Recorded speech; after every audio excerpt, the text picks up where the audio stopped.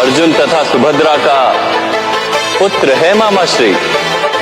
अर्जुन का सामर्थ्य लेकर जन्मा। इस आयु में नारायणी सेना द्वारा बनाया चक्रव्यूह तोड़कर मध्य भाग तक पहुंच जाता है। नाम है अभिमन्यु। अभिमन्यु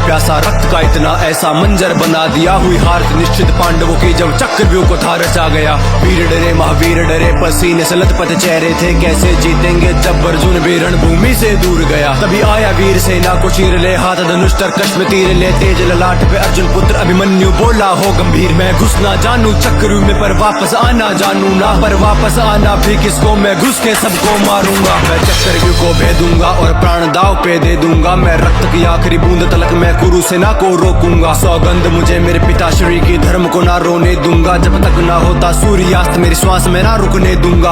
आज कटेगी गर्दन तब तक रण में होगा मर्दन, जब तक धनुष मेरे हाथों में शत्रु की भैंस चलेगी धड़कन, या तो जीत के मैं इतिहास रचूंगा या मर के इतिहास बनूंगा। गूंजेगा सुन आसमान में प्रत्यंचा की गर्जन। यदि घर में मिलते तो उपहार मांगता, किंतु समर में मिले हैं इसलिए प्रहार मांगता हूं।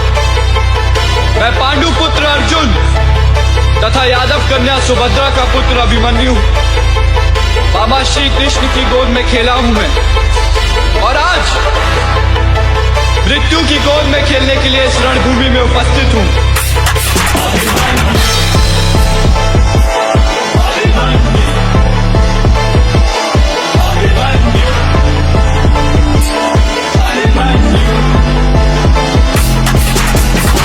वर्ष की आयु में ही कर दिए लाखों मुंड खंड, और भेद दिया था चक्रव्यूह को ले ज्वाला आंखों में प्रचंड। वो तीर पे तीर चलाता जाए, वो रक्त की नदियां बहाता जाए, हाँ रक्त से उसने लाल किया वो कुरुक्षेत्र का भूखंड। नियति के द्वारा पर फिर षड्यंत्र ऐसा रचा गया, हाँ अभिमन्यु को तब रण में महारथियों के सामने खड़ा किया। तीरों से काटे तीर, गदा से गदा को चकनाचूर किया।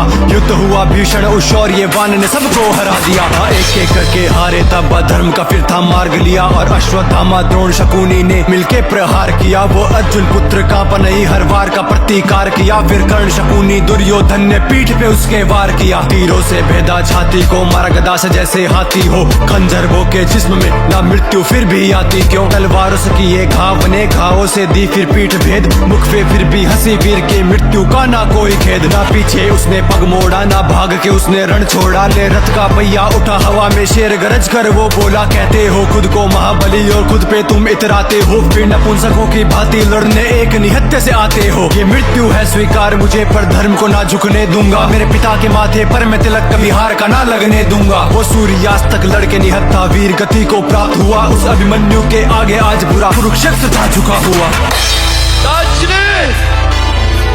काकाश्री मेरे पिता से कहिएगा मैंने उनके नाम पर लांछन नहीं लगने दिया, और मेरी माता से कहिएगा कि मैं